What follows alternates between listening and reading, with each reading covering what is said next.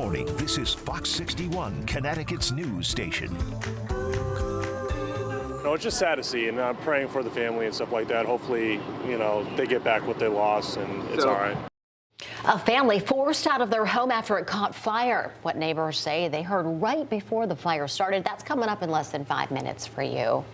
But good morning. Happy Thursday. Happy May 1st. Can you believe it? I cannot believe it at all. I'm Bridget Bureau, and I can't believe that the hot coffee serves multiple purposes this morning. The caffeine wakes you up, but also keeps you warm because you're going to need that. For me, I'm only waking up with hot coffee. I know a lot of people do, but you do iced. I have my iced coffee. I need right hot now. coffee to get it started. Yeah, I mean, honestly, I just need coffee to get it started. I'll take it any way I can get it, that's for sure, especially in the morning. All right, we are looking a little bit colder than this time yesterday, anywhere from 13 to 31 degrees colder. So sitting around 42 degrees in Hartford now, New Haven 45 under a mostly clear sky. So it is colder than this time yesterday, but it's not too bad. We were talking about numbers that are close to 39 degrees over in Torrington. So anticipating a couple of numbers dropping back a little bit before they start to warm back up. 45 degrees in Chester now and 38 in Willimantic.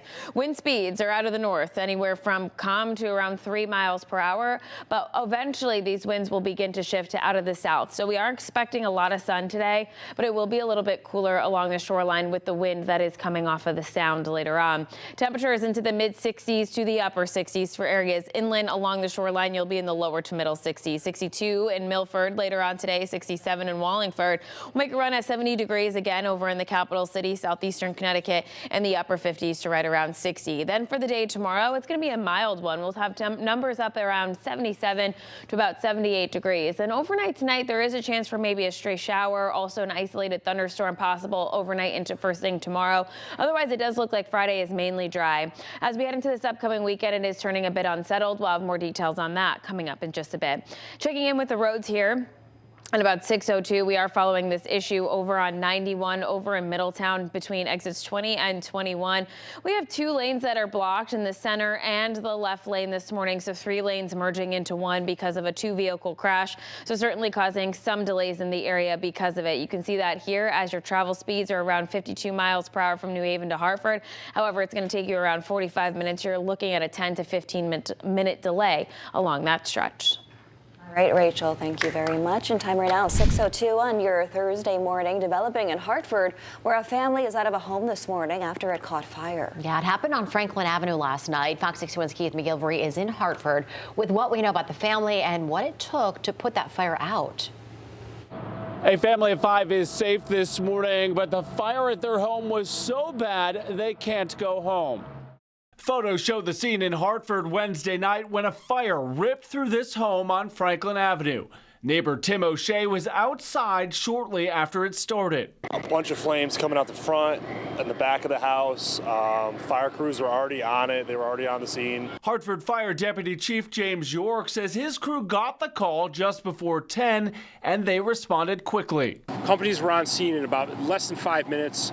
It was reported of smoke in the area. York says 5 people were inside. The young family with 3 children was able to escape before his crew moved in. There was heavy fire showing at the rear of the structure, so companies had to do our 360, get a look at the building, figure out where the fire was, stretch lines. It is set back from the street a little bit, but ultimately that had no impact on our operations here. Neighbors say they heard a loud boom before they noticed the fire. They say there were flames coming from the first floor and firefighters were on ladders to tackle the fire from the roof. It's just sad to see, and I'm praying for the family and stuff like that. Hopefully, they get back what they lost, and it's all right. We did hear from the Hartford Fire Department. They say no one was hurt and that the cause and origin of the fire is under investigation. As for that family of 5, the Red Cross is helping them out this morning. In Hartford, I'm Keith McGilvery, Fox 61. All right, Keith, thank you very much. Police in Bridgeport say officers saved a woman who was held captive. Yeah, and they also say the suspect is a violent felon who's wanted in several states and is a suspect in 2 recent stabbings down in Bridgeport. Fox 61's Glenn Kittle is joining us in Bridgeport with what we know so far about this. Glenn, good morning. Good morning, Erica, Bridget. Police say a 35-year-old woman is safe this morning. Officers were responding here to Gregory Street. They were searching for 27-year-old Nicholas Allwood. When they arrived at the home, that's when they saw that woman escape, and then Allwood chased her down with a knife. When police first got to the home, they did not know the woman was being held captive. Investigators say they were searching for Allwood in connection to two separate stabbings. The first happened on State Street several weeks ago. He's also the suspect in a serious stabbing not too far from here on Hanover Street, just 2 hours before he was arrested on Wednesday. Bridgeport police say they believed Allwood was hiding inside the house and was using an alias to avoid officers. As officers were about to enter the home, that's when they say the woman escaped. Police wrestled the knife away from Allwood and then arrested him. This isn't Allwood's first run-in with the police. He has a long criminal record outside of Connecticut, including in New York, where there is a warrant out on Allwood for attempted murder. U.S. Marshals also had a warrant out for him for using a weapon as a felon, or having a weapon as a felon, and he's wanted to be for the Immigration and Customs Enforcement. Allwood is currently charged with kidnapping in the first degree, assault in the second degree, and carrying a dangerous weapon, along with several other charges. His bonds total more than $1.2 million. There's still a lot we don't know about this case, including the name of that 35-year-old woman, and if she and Allwood knew each other. We have reached out, and we will continue to update you as we learn more. Live in Bridgeport, Glenn Giddle, Fox 61. All right, Glenn, thanks so much for the update. We'll check back through the morning. Meantime, at 6:06 this Thursday, neighbors in Weathersfield say that they're keeping an eye out after a video was posted online of someone trying to open people's car doors. Now, in the video, a man can be seen going from driveway to driveway, tugging on car door handles, trying to break in. Fox 61's Jamel Johnson is in Weathersfield with where this all took place. It's common practice to lock your doors when you park.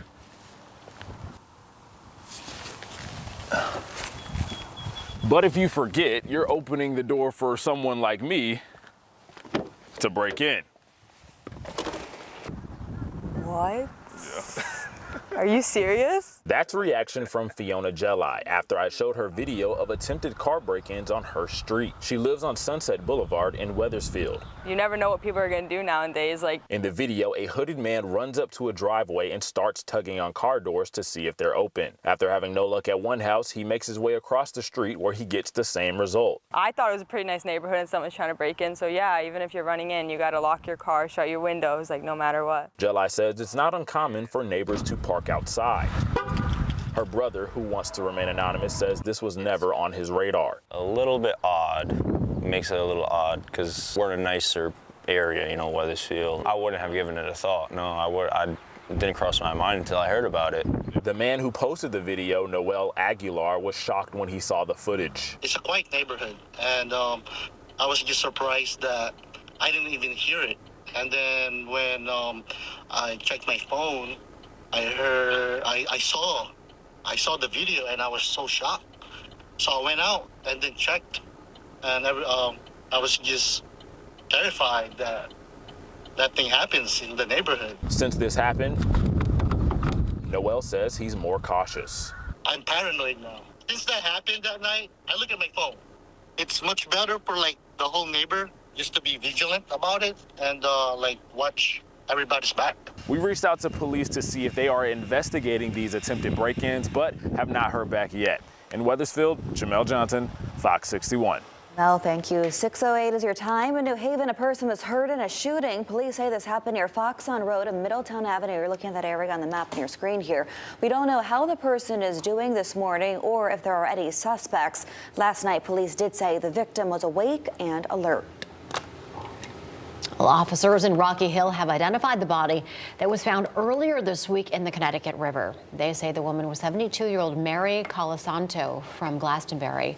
Police say a boater found her body near Ferry Park on Sunday. She's been missing since March 30th. We are still waiting to learn what caused her death.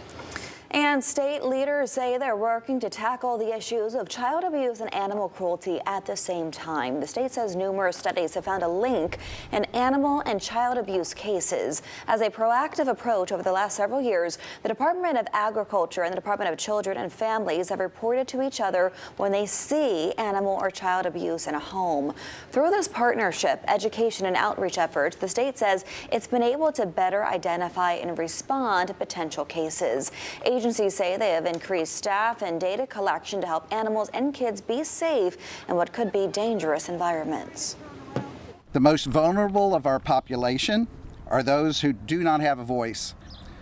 Dogs and cats can't pick up the phone and dial 911, and in many cases children don't have access to be able to do the same thing. So it's very important that if you are a witness, to report abuse. And also this cross-reporting component that is mandatory here in the state of Connecticut is rare. Research shows animals were harmed in 88% of homes where a child was physically abused, and children exposed to domestic violence are 3 times more likely to be cruel to animals. You can report animal cruelty to your local animal control department, or you can call the Department of Agriculture or Animal Control. That office's number is on your screen, 860-713-2506, and you may remain anonymous. If you also think a child is being mistreated, call the number that you see right here anytime. It's 1-800-842-2288. DCF is available year-round, 24/7. Happening today, people in communities all around the country and here in Connecticut are taking part in May Day, National Day of Action. The demonstrations are part of a global movement that demands better protections for workers, immigrants, and public institutions. More than 1,000 events are planned worldwide.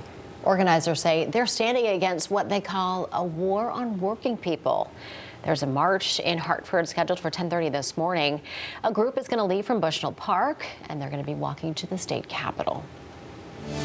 A scam alert to tell you about this morning. 2 New York men have been arrested in what Windsor Locks police say was a driveway repair scam. Officers say an elderly homeowner was approached by the men who claimed that he could seal his driveway for $500. The work was about halfway finished when one of the men said he needed $600 more to finish the job. The homeowner called police and found the men a few streets away who they say were trying to scam someone else. Mitch L. DeMauro and Paul DeMauro now face several charges, including larceny.